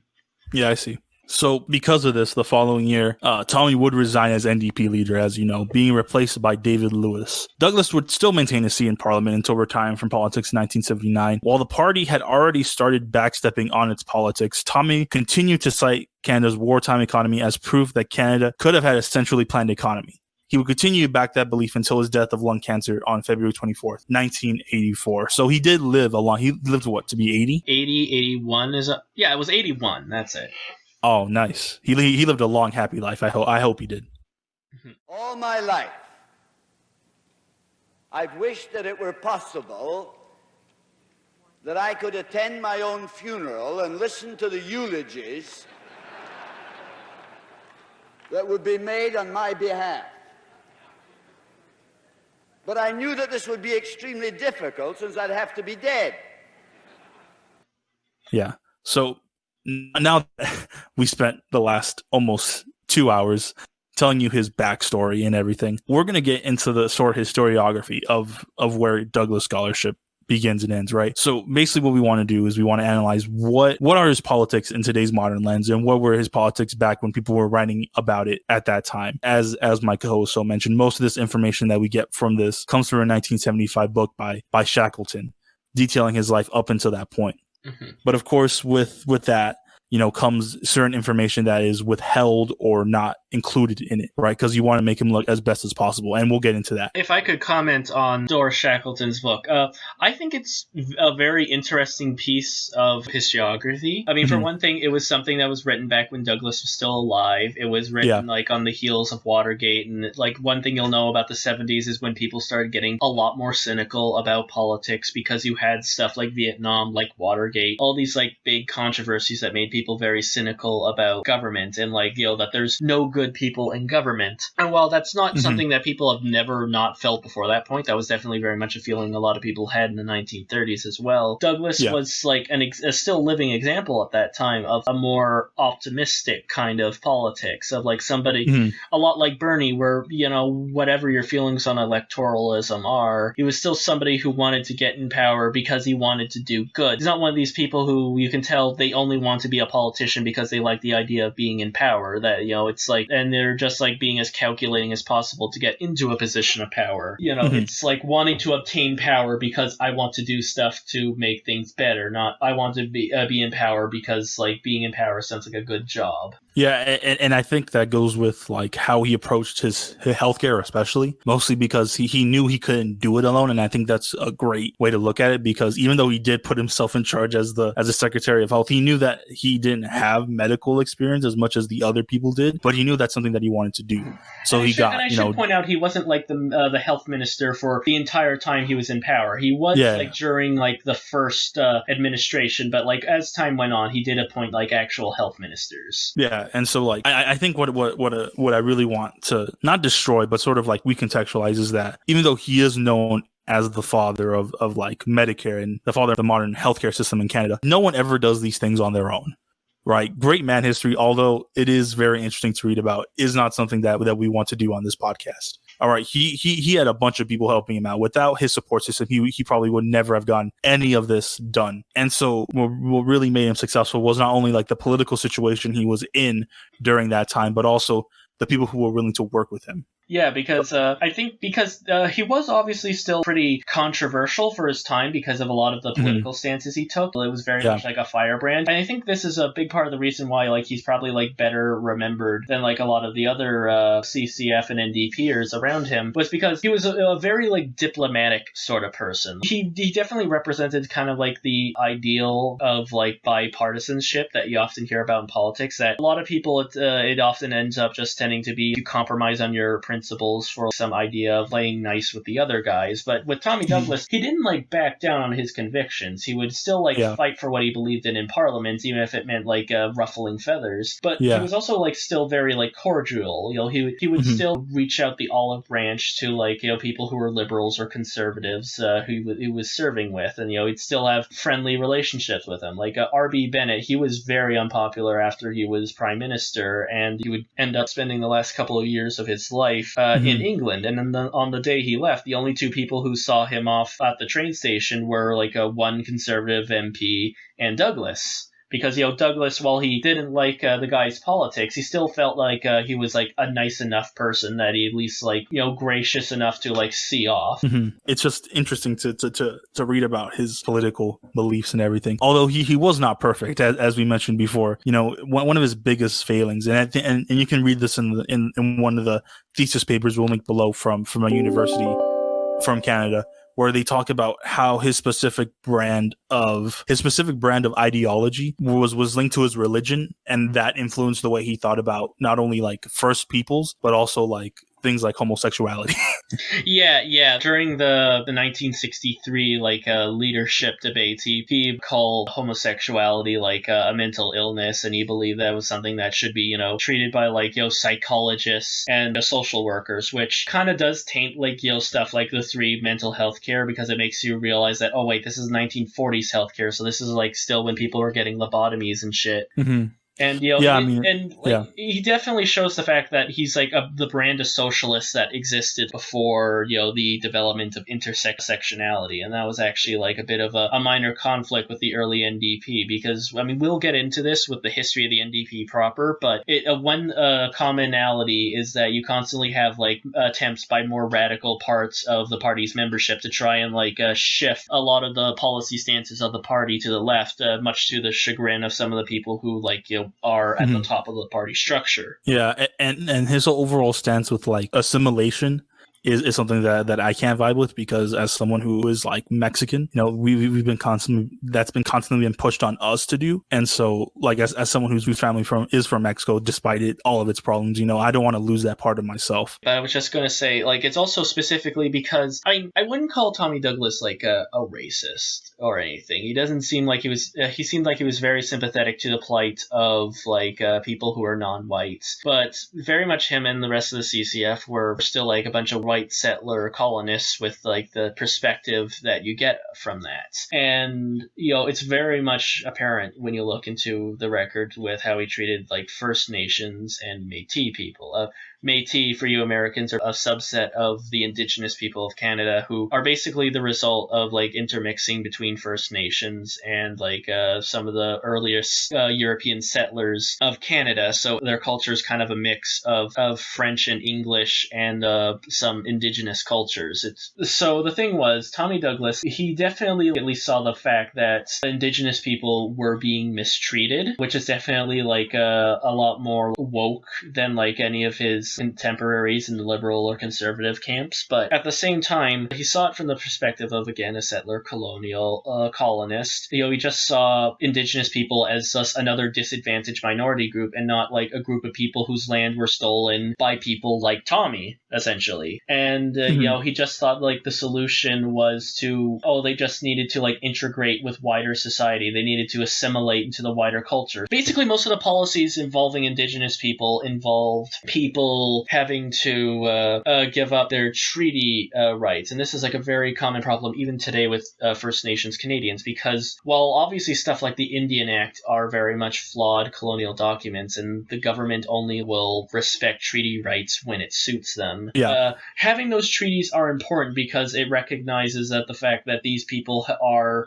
indigenous nations, that they are not like a part of Canada, that they have their own sovereignty and their own rules, and that they have like certain rights to those lands. And the government's always trying to push these people to give up the rights to these lands so they can kick it off and like use it for and just extract all the resources therein for all they want. But Tommy seemed to act like, oh, these people are just kind of like stuck off in their own little ethnic enclaves and they need to like integrate into the wider society to try and be with the rest of society and have a more peaceful existence. And also there's just simply the fact that a lot of the social welfare programs that he developed were, stuff where they tried to make sure that kids would have safe places to live. If you know anything about the history of like residential schools and like a lot of the forced adoptions from indigenous children to white families, it was often like government bureaucrats coming in with like a white settler colonial attitude and seeing the way like these kids were being raised and just seeing like minor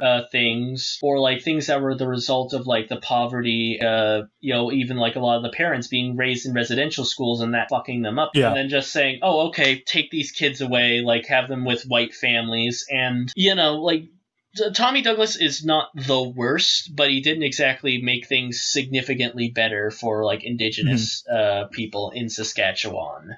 Yeah, for sure. And I'm look, people don't want to be told their heroes are kind of like shitty in one way or another, but in that aspect, he was kind of bad. Yeah, like I'm a huge fan of Tommy Douglas. I have a Tommy Douglas sticker on my laptop for crying out loud. But like, it would be dishonest to try and like idolize him without like acknowledging the fact that he was still a man of his time, and that comes with a certain historical baggage that leftists taking like notes from the good things he did have to keep in mind. Yeah, and especially with like the paper he published in 1933 discussing his view on eugenics was not a good thing either.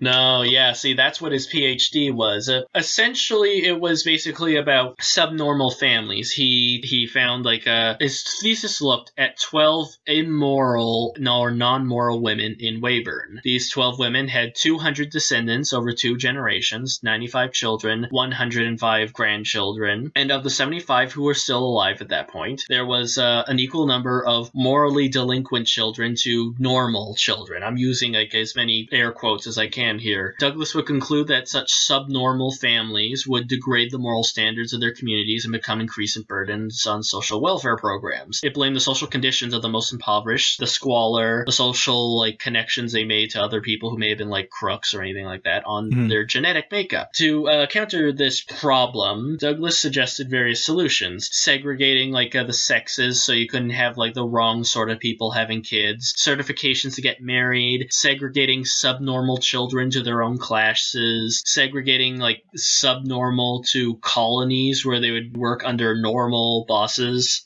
And in the most extreme cases, sterilization, which this was also like something that both like several US states and like a few Canadian provinces were already doing. All of this was predicated on a deep trust in experts in the state to implement these policies in the most humane manner possible. But if you look at like the record, that's not true. Like statistically, these in Canada, these sorts of boards would always end up sterilizing significantly more women and significantly more Aboriginal people. And especially with women, like a lot of the times the way you would be subnormal is, oh, my daughter keeps having thoughts about boys. I don't want her to do that. Just normal teenage feelings. Yeah, and well, let's face it. I mean, it wasn't explicitly stated in the sources I found, but let's face it, probably at least some of those people were like gay or bisexual. Yeah, and, like they thought that was a mental illness that had to be fixed. And I'm glad to see that he eventually did change his mind with that, but it only came after the Holocaust, where everyone was like, "Yeah, I don't want to be associated with Nazis because of that." Yeah, like a lot of people were decent people who supported eugenics sort of like got a real wake-up call when the Holocaust happened. So we can see a growth, but it still wasn't all that. I mean, it shouldn't have taken the Holocaust for you to realize what you were doing was wrong. Yeah, and it's still But then again, bringing up because of the fact that I feel a lot of aspects of eugenics, these sorts of views of people still kind of influence the way a lot of people think to this day. Like, a lot of people spilled ink over how, you know, a lot of like eugenic stuff about black people and other like people of color still influence like the way like white people will talk about like crime statistics in certain communities and stuff. But I think even like as somebody with a disability, I'm on the autism spectrum, that it kind of like affects that way, especially like with the talk of putting subnormal children off in their own classes. Like, I'm not against the concept of special needs classes. Those are obviously like, it's obviously sometimes you need students in a different environment who need specialized help. But the thing is, since those kids often get segregated, those programs are often the first to get like their funding slashed. And it's like ESL programs.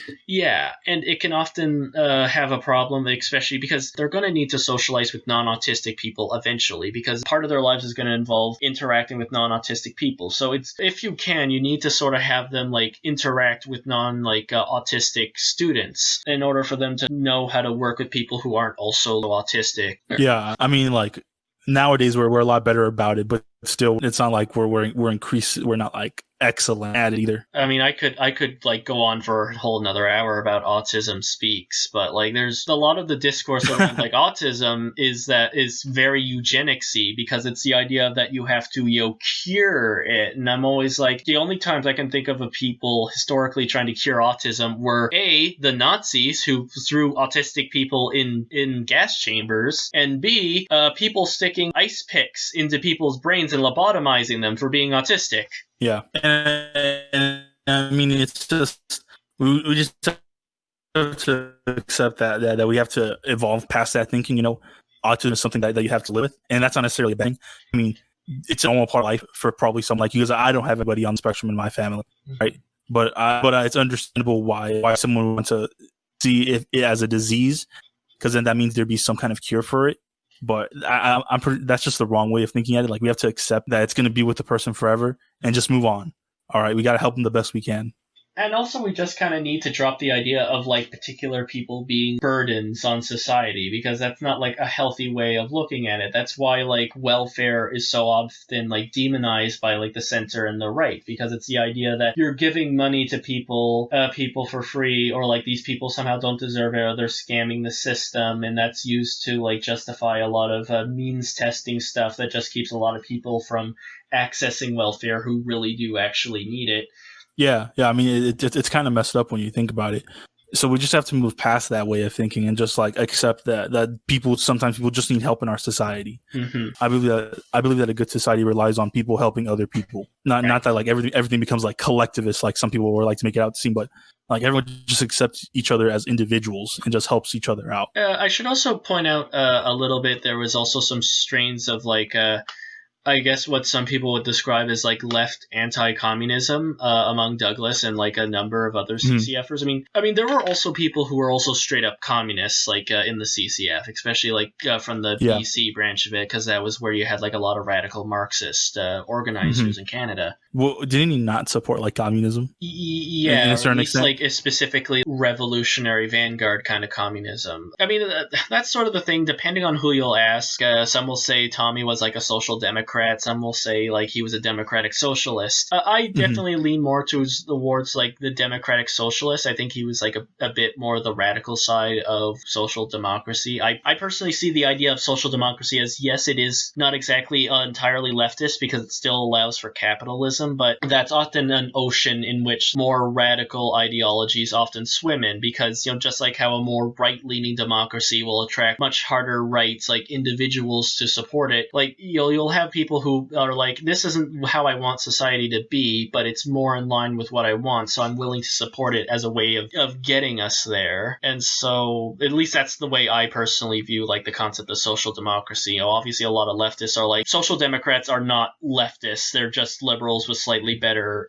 politics. I mean, there's always purity testing on like certain political aspects, but I genuinely believe that if they help us help human rights, then why not? Why not just let them in? Yeah, and I think it is like fair to at least call Tommy a socialist to like a particular degree. The CCF were definitely openly anti-capitalist at the beginning. You know, they've softened on that stance over time, and like Tommy would defend the idea of like small businesses, small family-owned farms, that kind of thing. But he was still very much like would openly question capitalism and was for workers' rights. But at that same time, you know, he did still have like an anti-communist streak to him. Like, for example, when he came back to Weyburn in 1931, something called the Estevan riot occurred. This was basically the nearby town of Estevan. There were local mine workers going on strike with assistance from members of the Communist Mine Workers Union of Canada. This connection to the Communist Party, because, you know, like there were a whole bunch of communist trade unions that were linked to the Communist Party of Canada at this time, was basically used as an excuse for the RCMP to open fire on the strikers. Now, Tommy,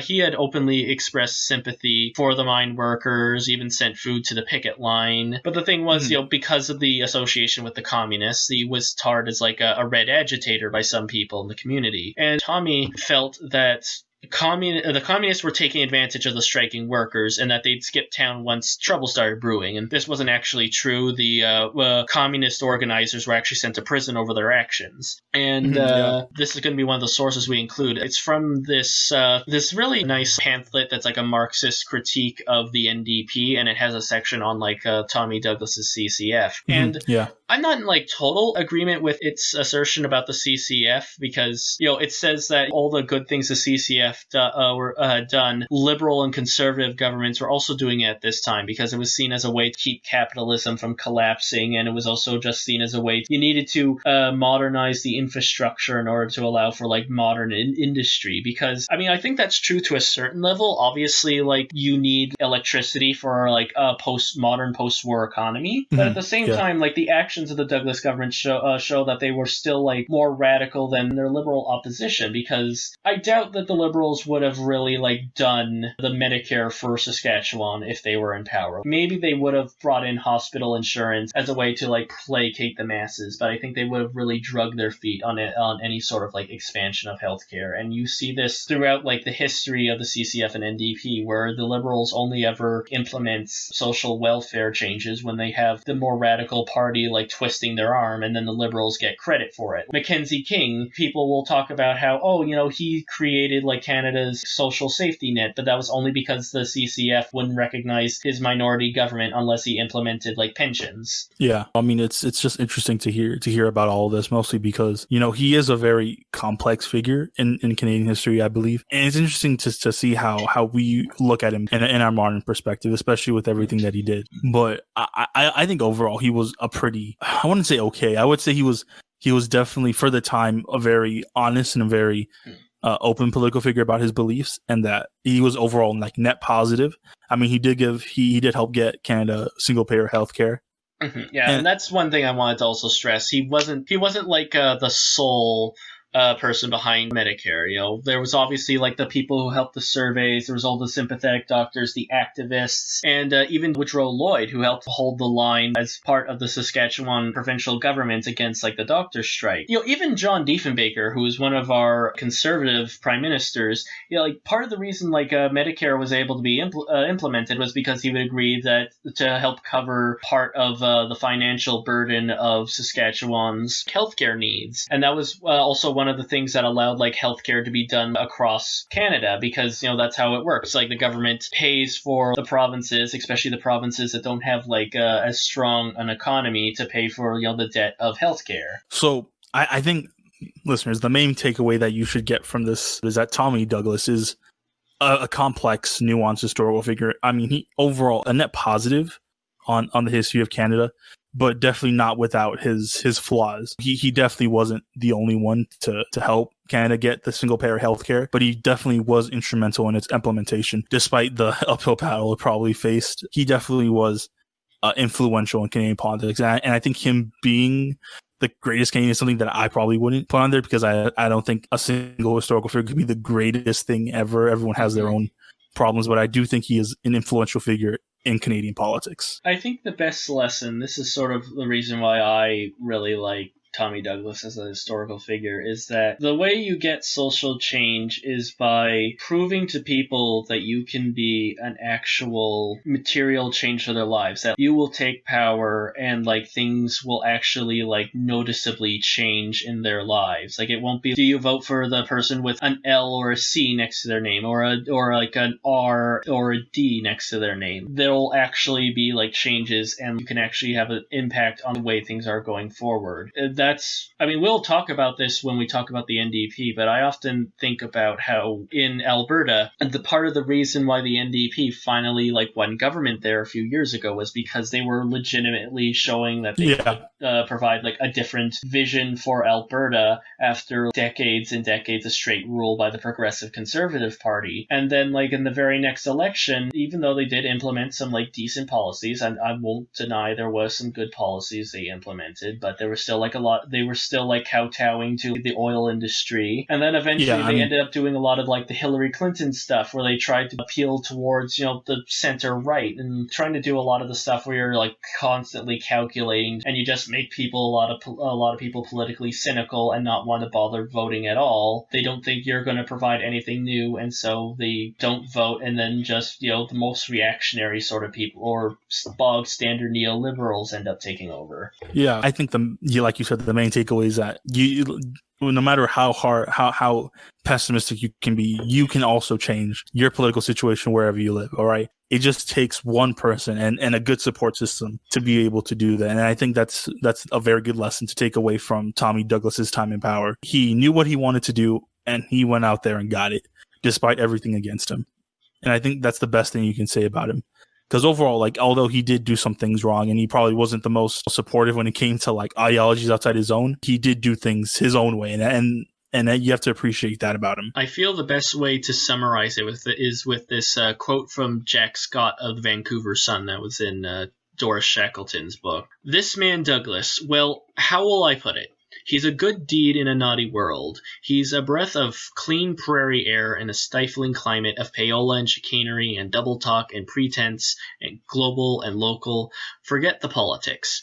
Here's a man who wanted to do something for the improvement of the human race. He chose the method that seemed best to him. Quarrel with it if you will. He was motivated by an ideal. To call him a politician, the way you would call Bennett or Diefenbaker politicians, is to insult him. He was and is a dreamer and a humanitarian, incorruptible, genuine, and intellectually honest.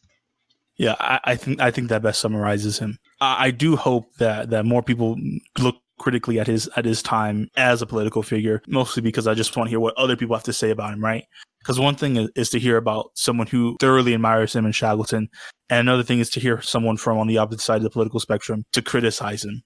And I think that's what I like most about historiography and the study of history, is that no single person is ever going to have the same perspective on a person. Exactly. Yeah. So I just want to thank everyone out there who bared with us and listened to 3 hours of this podcast. I know I had a good time with my host, Matt. Oh, yeah, I had a great time, too. Any excuse to talk about Canadian leftist politics, I'm all for.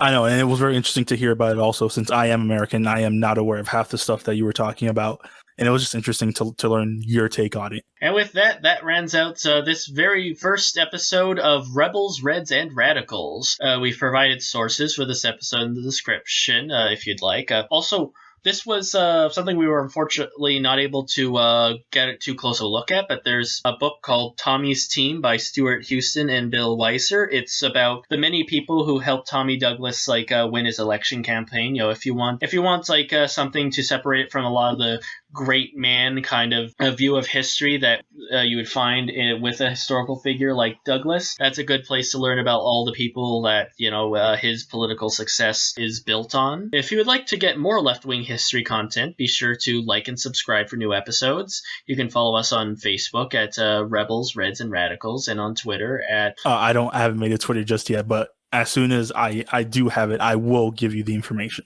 Yeah, we'll put the Twitter link in the description. Yeah, with that, remember, folks, healthcare is a human right.